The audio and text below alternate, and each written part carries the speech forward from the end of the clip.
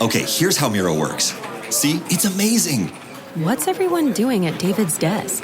Ever since marketing started using Miro's collaborative online whiteboard, he thinks all our other teams should sign up. Why? He says Miro's making his meetings disappear. And if every team gets on it, that means even less meetings. They're using Miro for brainstorms, mind maps, customer research. So could we use Miro instead of having another 100 meetings for every round of feedback? Yep. You can comment, react to ideas, even leave a recording on the board. And what about presentations? There are Miro templates for that. How do you know so much about Miro? I've actually been using it all along. I just used a Miro board to plan the best vacation. Okay, I'm on board. See how Miro users save up to 80 hours every year by meeting less and doing more.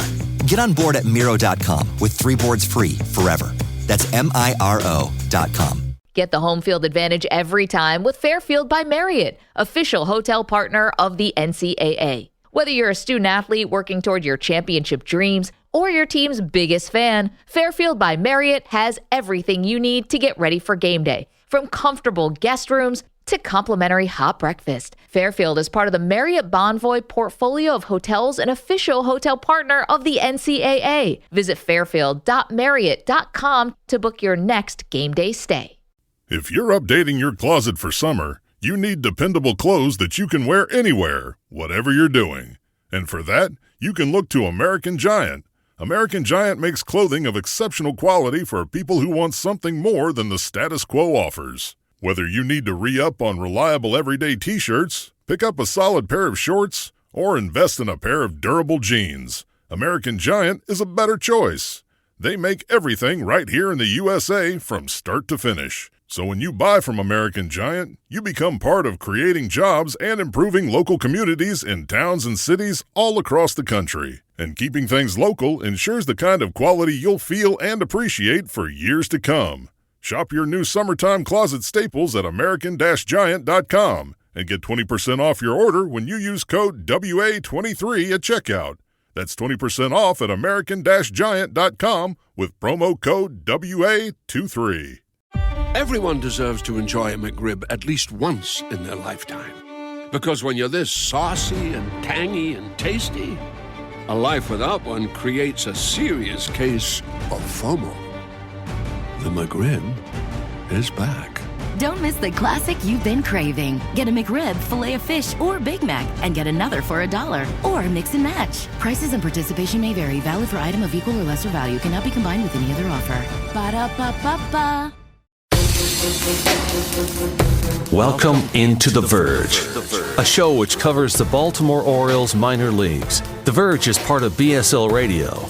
Baltimore Sports and Life is dedicated to analysis and discussion on the Orioles, Baltimore Ravens, and the University of Maryland. The site has a team of writers providing coverage of those teams and houses live streaming content weekly. Join the conversations at the message board, like BSL on Facebook, and follow BSL on Twitter.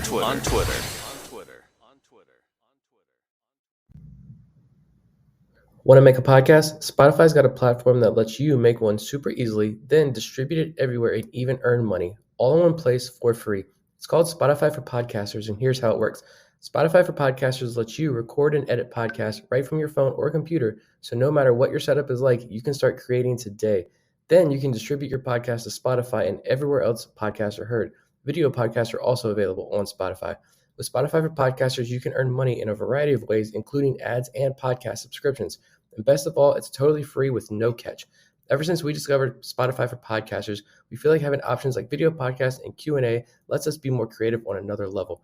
I highly recommend you give it a try. Download the Spotify for Podcasters app or go to www.spotify.com/podcasters to get started.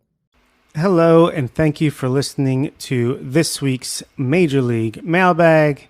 I'm your host, Bob Fallon, and I'm taking all your questions and concerns off topic, on topic. It doesn't matter. I'm here to answer anything you ask me. I will read what's on that teleprompter. So the first question I got was actually off topic. It was from Kevin Brown. Not that Kevin Brown. Favorite Survivor player of all time? That is CBS's Survivor, the reality show.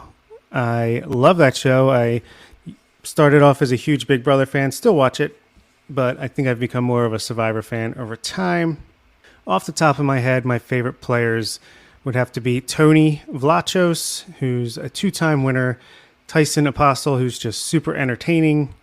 Of the recent seasons, I've liked Carolyn from this past season and Jesse from the season before that. So if you want me to do Survivor recaps on the weekly, we're going to have to hit 150 patrons.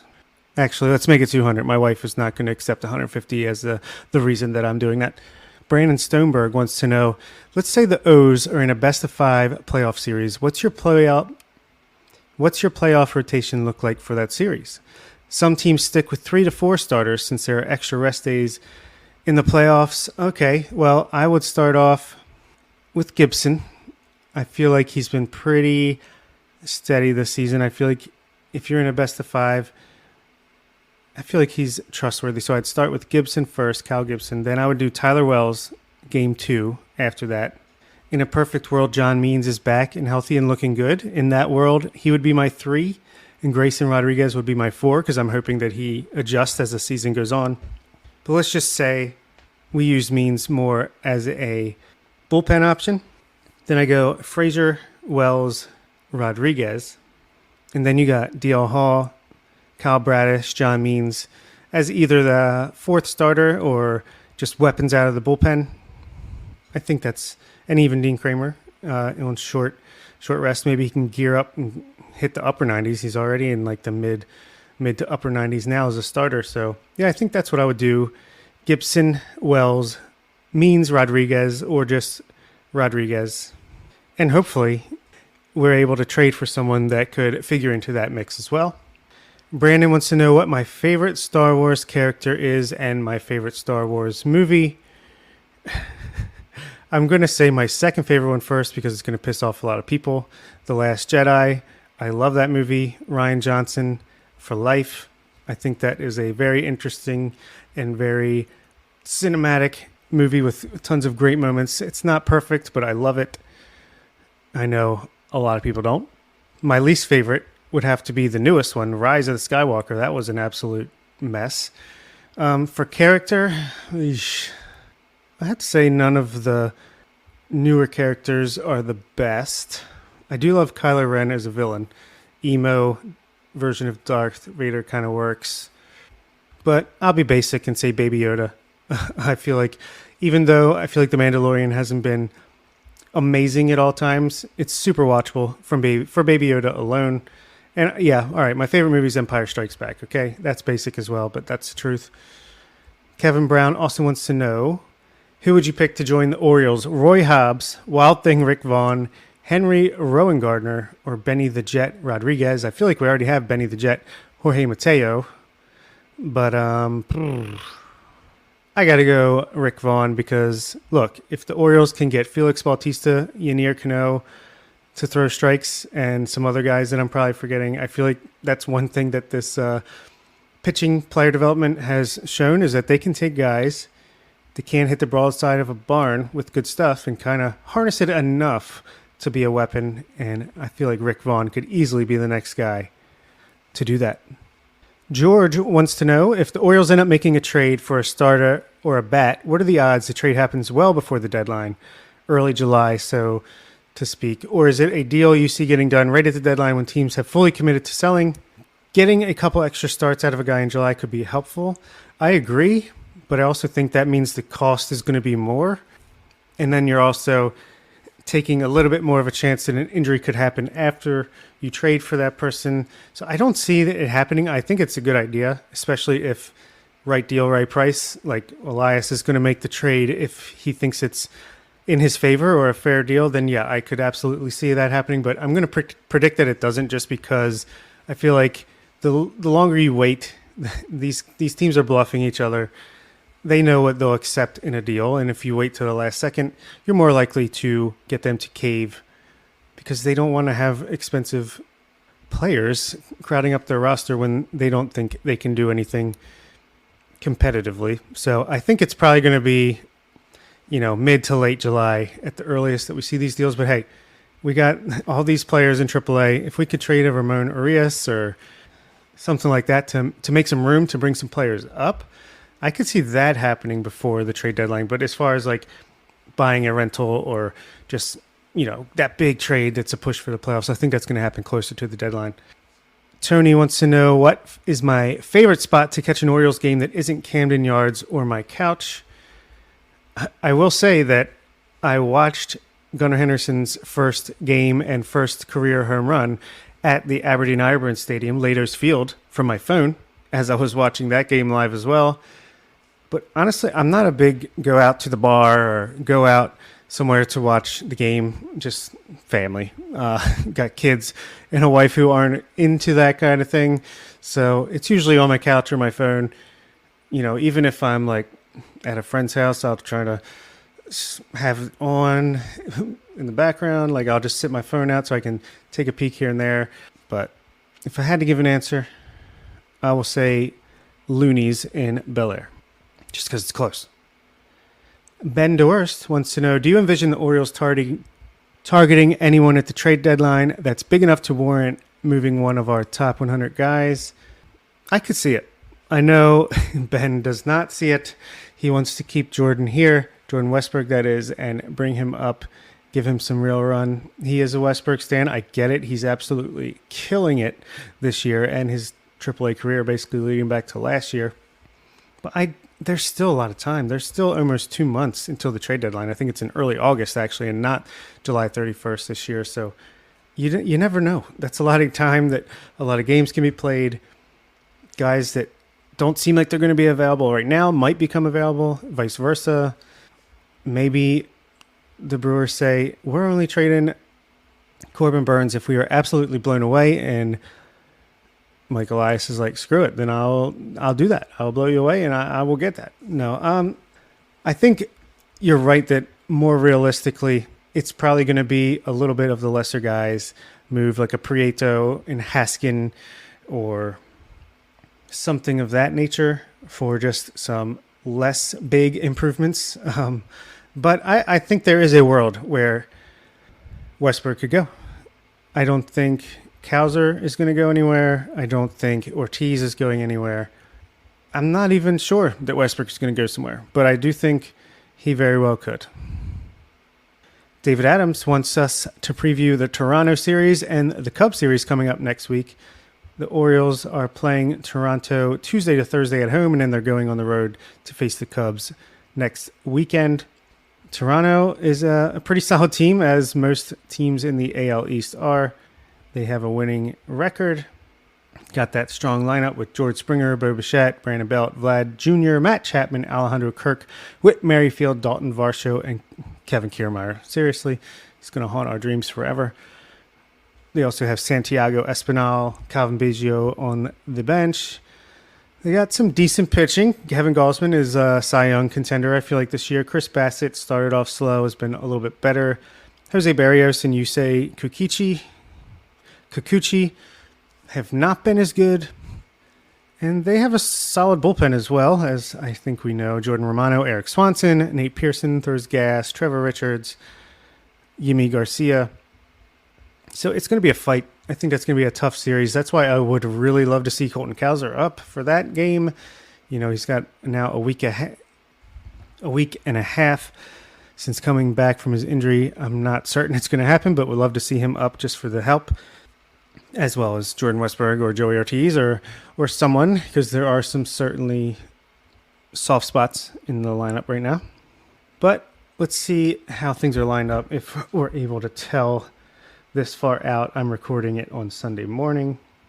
Kevin Gausman pitches today for the Blue Jays, so that means we will not see him in the series. That's great news. We'll have Chris Bassett against Dean Kramer on Tuesday, and it looks like we will face Jose Barrios and Kikuchi in the other two games of the series. I know who we will not be facing, and that's Alek Manoah, who is in the FCL, facing off against the likes of Michael Hernandez and Aaron Estrada. And it'll be cool to go to Chicago to face the Cubs next weekend.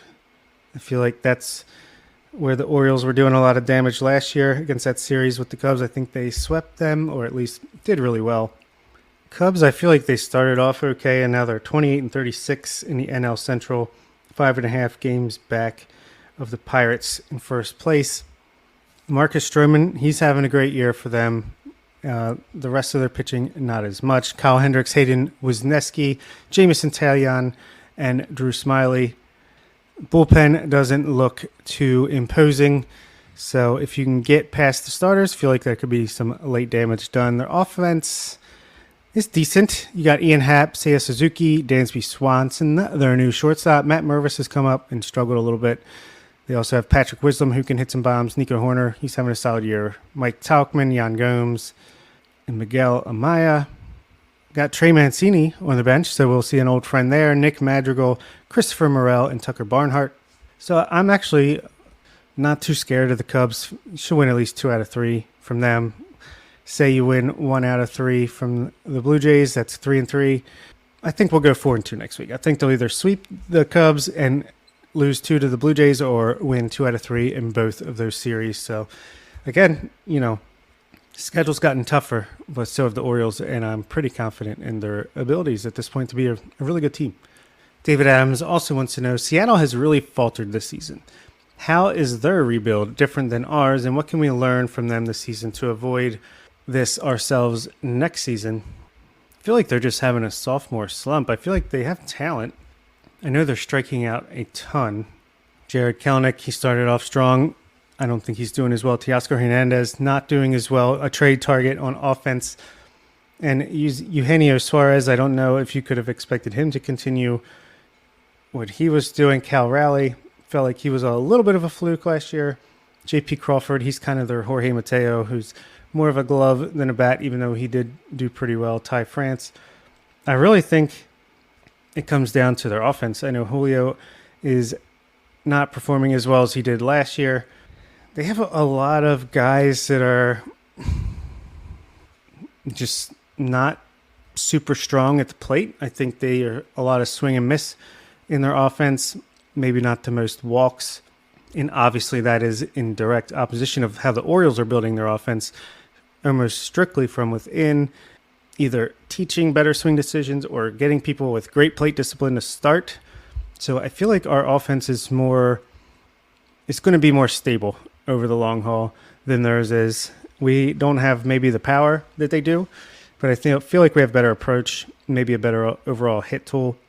I really like what they're doing with their pitching, though. Logan Gilbert, Bryce Miller, George Kirby, Emerson Hancock behind him. They have a really good pitching development, and they're kind of the opposite from the Orioles in that regard, is having these bigger names, higher draft picked pitchers that have come up and done well. Brian Wu is the latest. Love the trade that they made for Luis Castillo and then extend him. That is a move I would love to see the Orioles do for someone like Brandon Woodruff, Corbin Burns, et cetera, someone of that talent level. So really, I think it's just another one of these teams that prove, at least to me, that the Orioles are smart in the way they're developing their talent pipeline is hitter first, develop your pitchers. If you have good pitching development, you can develop lesser caliber arms to fill in the mid to back end of rotations and especially bullpens. And then you make your trades for the top of the line guys or sign them. We've yet to see that for the Orioles, but hopefully it's coming. I think it will be. And when you have a cluster of hitting prospects and you trust your development on that front, as you see with the Orioles now, you're going to have too many guys for not enough spots. And then you have your trade chips and you can pick the wheat from the chaff, trade the rest. Sounds simple and it's not, but I feel like the Orioles have put themselves in a really good position to fight against any of these lulls that may happen on the way up to a consistent contender. Ben wants to know, will Cedric Mullins become the third player in Orioles history to hit 100 home runs and steal 100 bases someday? Let's see what he's got right now. I think I already want to say yes no matter what, but let's just see. He has 61 home runs and 87 stolen bases. So clearly he's going to get 100 stolen bases, and it sounds like he'll be back in 2 or 3 weeks, which is really nice. 61 home runs, yeah. Even if he just plays out his contract with the Orioles, I feel like he could do it, and I wouldn't be surprised if he's signed to a 4 or 5 year extension this year or next. as well. So, yeah, I'll say definitely. Cedric Mullins is going to be well-known Oriole Hall of Famer before his career is up. Nate wants to know, what are the chances of targeting Major League-ready pitching prospects at the deadline instead of veteran rentals? Cleveland has a surplus of young starters. Tanner Beebe, Logan Allen, Gavin Williams, etc. to match our surplus of everyday prospects. Are there other farm systems or individual prospects that can match up? Maybe Miami? I do not think that's a bad idea at all. I only hesitate because pitchers take a lot more time to develop and mature and like become stable, steady presences. Like, I feel like most pitchers are hitting their stride very close to when they're going to hit free agency. We've seen it with Jake Arrieta, Kevin Gausman, and I know that's a different pitching development, but even with Grayson Rodriguez and Kyle Bradish, you're seeing they're still developing, and they're not going to be their fine-tuned selves for a few more years, even still. So I don't think those are the guys you want to go all out to trade for right now as far as a push for the playoffs or, to set up your playoff rotation. I feel like that's more of a background trade. If you're going to do it in season, I feel like it's more like prospect for prospect, setting up for the future. But I feel like you want to use those bullets at the trade deadline for the major league team now. So it feels like more of an off-season trade type of thing. But I could definitely see it if they like a guy enough who they think they can push over the top or is just a great fit for our system. I don't think Cleveland is so good at developing pitching. If they want to trade one of these guys, it almost makes me raise an eyebrow and think, wait, you of all teams want to get rid of this pitching talent? It would make me really, really think again about what I was getting into. But I also had a question from Ben, which was kind of prompted by myself from when the Orioles were playing the Royals on Apple TV Plus, and everyone's like, oh, should I get a free trial? I don't know. I said, you probably should, because Apple TV, they have a lot of good shows, and if you need any recommendations, you have to ask on the mailbag, and then Ben did. So he wants to know which Apple TV Plus shows are worth watching. First of all, Severance was one of the best shows of the year last year when it came out. I know there's a lot of behind-the-scenes production issues coming into season 2, and obviously a writer's strike going on in Hollywood, so season 2 might not be out for a while, but season 1 was extraordinary. If you like weird sci-fi concepts, really feel like it pulls off the first season perfectly, so I would definitely check that one out. For All Mankind is a really cool show. I fell off after the first season, but I've heard that it's still continued to be good. I enjoyed it. I don't know why. I just never went back to it. Foundation, the first season made me read the book, and it's interesting and a little weird, but season 2 is coming out soon. The Morning Show sucks. Do not watch that. Mythic Quest is a really good comedy from the makers of It's Always Sunny in Philadelphia about a video game company. Pachinko, really, really strong family drama if you're not opposed to subtitles. Servant is a really good horror show. I actually really enjoyed the vibes. Ted Lasso, a little overrated, but first season's great, second season's good, third season is okay. And they have some cool shows coming out soon from the looks of things, so that'll should be enough to get you started. Kind of a different mix of genres, and I'm watching the Seth Rogen comedy Platonic right now. Well, it's pretty good, not great, but it's decent.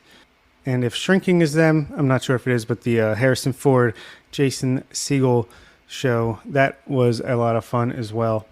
Before I wrap up here, I'll just go over the roster and just give instead of ranking the players, that seems too arbitrary and exhausting. I'm going to just go through my spreadsheet that I keep of the players and their performance and kind of just give them a grade at this point in the season. Maybe say a couple things about them. Adley Rutschman. Yeah, he's slumped a little bit of late, but he's batting .274 with an .800 OPS. More walks than strikeouts. You'd like to see a little more power from him. If I'm being honest, at least doubles. But you really can't complain. That's just nitpicking. He could be better throwing out runners trying to steal second, sure. But, I mean, he's our He's our centerpiece. He's our anchor. If it wasn't for Mullins, then he would be the guy. If it wasn't for Rushman, I feel like losing Mullins would hurt even a heck of a lot more than it already did. Ryan Mountcastle. He has been struggling. He's now batting .227 with a .686 OPS on the season. Leads the team in home runs with 11 and RBIs with 39, tied with Cedric Mullins. But he's missing this weekend because he's sick. That's the company line, although there was the thing on Facebook about he was looking into why he is dizzy. So hopefully he's okay and can get back on track. But I've been a big Mountcastle supporter and fan for a while, starting to lose faith despite how hard he hits the ball. Anthony Santander, he was like in a huge slump for a second, then he went 3 for 4 with 2 doubles. Yesterday, he's batting .264 with an .812 OPS. Streaky hitter, but I feel like he's a solid middle-of-the-order bat. Austin Hayes continuing to have an excellent season, batting .307 with an .846 OPS. He's not walking a ton, but 6.2%. And he's hitting for power.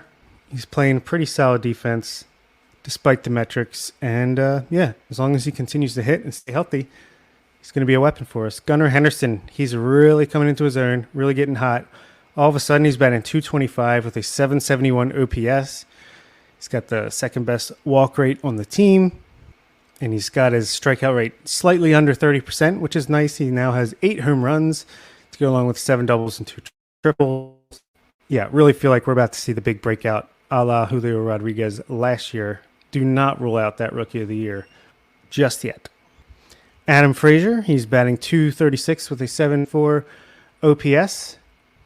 Ben DeWorst, worst enemy. He just continues to be super solid, playing a decent second base. He's going to give you your hits. He's not going to strike out much. He's going to walk a little bit. He's just the perfect guy to have at the bottom of a lineup that can move around a little bit. No problem with Adam Frazier starting most games on this team right now. Jorge Mateo, it's funny how, Ben, you'll criticize Frazier, but Mateo, my goodness, ever since the beginning of May, he still has a negative WRC+, 0 for 4 with 3 strikeouts yesterday, batting .227 with a .637 OPS. I'm back to trade him or put him 25th, 26th man on the roster. Maybe Kyle Glazer wasn't wrong after all. Ramon Arias, feel like he's been a mixed bag since he's come back, batting .252 with a .707 OPS. This is the guy I really would like to trade just because I feel like Jordan Westburg could do it better. James McCann, part-time DH, part-time catcher, batting .190 with a .593 OPS. Do feel like the bat is better than those numbers indicate, but he's only walking 3.4% of the time. That is the weirdest part to me. I wouldn't DH him quite as much as they are, but I have no problem with McCann. Ryan McKenna starting to become a little bit less necessary for his defense and speed now that another Ben Doer's favorite Aaron Hicks is on the team, but he's batting .229 with a .619 OPS, and another one where he's only walking 4% of the time, striking out over 30% of the time. He had a really decent eye last year and in the minor leagues, AAA for his career, so that's weird. Orioles fixed Ryan O'Hearn. He's now a regular staple at first base and on the bench, batting .295 with an .874. I'm obviously being a little sarcastic. It's only 61 at bats, so we'll see. But some really positive signs for Ryan O'Hearn. He's had some really big moments, and he has 16 RBIs in 23 games. Gunnar Henderson has 18 RBIs over 56 games. So he's producing when he's in there. And I was talking about Aaron Hicks, 25 at bats. He's batting .320 with a .972 OPS, more walks than strikeouts. He's had a home run, a triple. He's made some nice plays in center field. He's out of New York, and he's rejuvenated. I feel like New York, it just sucks the life out of you. Took a couple of weeks off, went golfing, and now he's back to being the baseball player that he was before that. I don't know. We'll see. I'm sure it's a short-term thing, this production level, but I would not mind him at all being the fifth outfielder when Kelton Cowser and or Cedric Mullins are on the team, and he can be a bench player. Pretty solid veteran. Josh Lester is currently on the team. He's 2 for 11 to start his season with 2 RBI. he'll be back down soon. So I'm happy for him that he got to come up and get some at bats at the majors this year because he's really been performing well in AAA, but it's not going to be for long. Kyle Gibson is 7-3 with a 3.87 ERA, an identical 3.87 FIP based on at least my spreadsheet. Just super solid veteran, better version of Jordan Lyles, like we fully expected it coming in. Money well spent on that contract. Dean Kramer, 6-3 with a 4.89 ERA, 4.69 FIP. He's up and down. He's been better since the beginning of the season, but I feel like he is the fourth safest starting pitcher after Gibson, Bradish, and Wells. Speaking of Bradish, he is 2-2 with a 4.25 ERA, 51 strikeouts over 53 innings, 3.52 FIP. He's had a couple of blow-up starts and some starts where he starts strong and then kind of fades a little bit late. This latest one, he gave up 3 runs in the first and then buckled down and pitched really well. So if he can put it all together, he's a mid to upper starting pitcher in the majors. I feel like his fastball, it's got velocity, not the best stuff. He gets hit, but his breaking stuff is excellent. And fully expect him to be a significant piece of the Orioles rotation for the next several years. Same with Tyler Wells, who's just been absolutely phenomenal, missing more bats of late. 5-2 with a 3.24 ERA, 74 strikeouts over 75 innings. Does have a 4.29 FIP because he's given up 14 home runs. But he hasn't been walking anyone, only 15 over 75 innings, and whip under 1, 0.85. And Cole Irvin came up. He got the start yesterday. Only gave up 1 run over 5 1/3. He only threw like 70 pitches.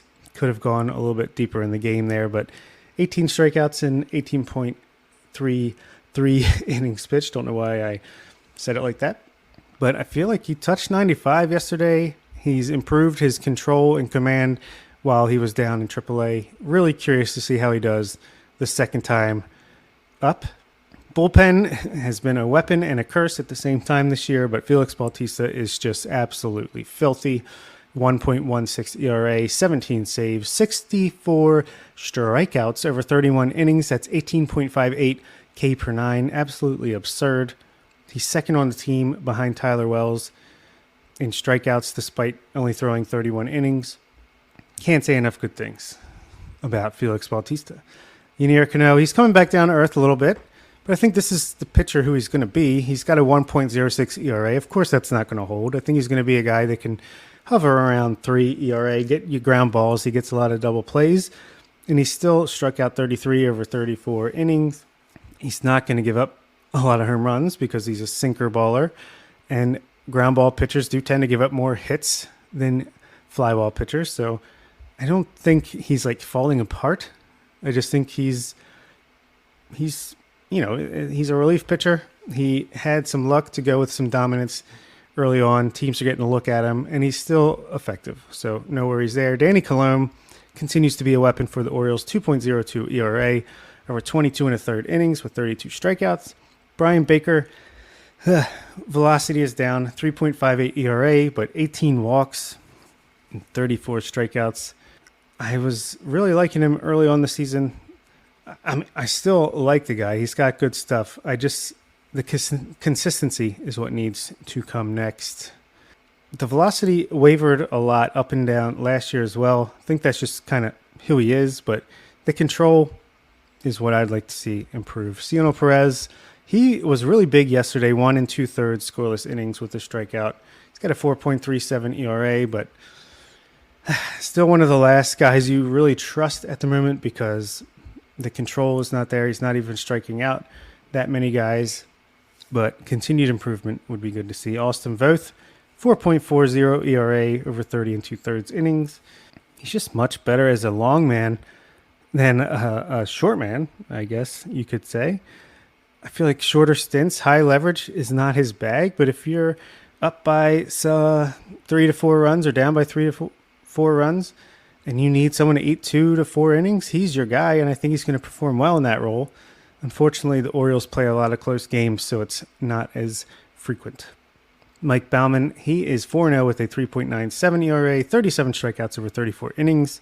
He started off strong, then kind of struggled a little bit. Now I feel like he's performing really well again outside of that wild pitch that allowed a run to score on Tyler Wells' line the other day.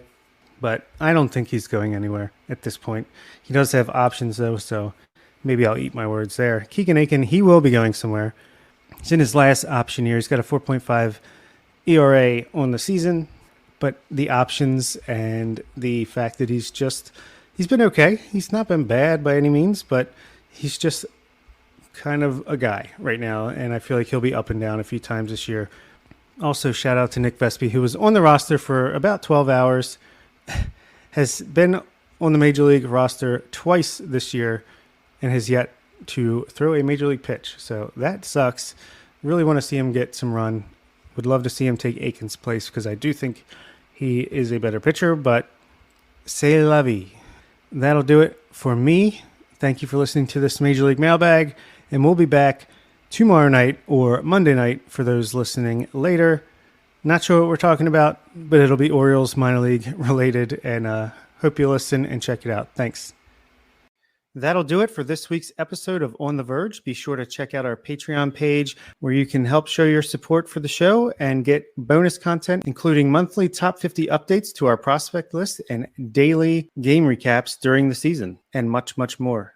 Today, we discuss Miro. Today, I want to talk about the hellscape that is technical diagramming, right? Everybody's nodding their heads right now, And there is a potential solution that I want to share. There was one name that several people brought up. I did some digging, and it's kind of nuts how much this program Miro has for developers. I have to share this. It could potentially be a game changer for you. So my favorite part about Miro is that half the work is already done. Like right now, typically we spend hours starting diagrams from scratch, gathering information. You get buy-in from every team. That's a lot of work to do. But Miro has a full set of integrations with the tools you're probably already using. And they also offer open APIs and SDKs for custom solutions for all those niche diagramming use cases we have to do, right? So the end result is the same, but it doesn't take forever. It's a massive, massive time saver. I'm transforming basic flowcharts and network architectures, and it all lives in one place. So are you using Miro? Have you used it? I want to hear. That's Miro.com.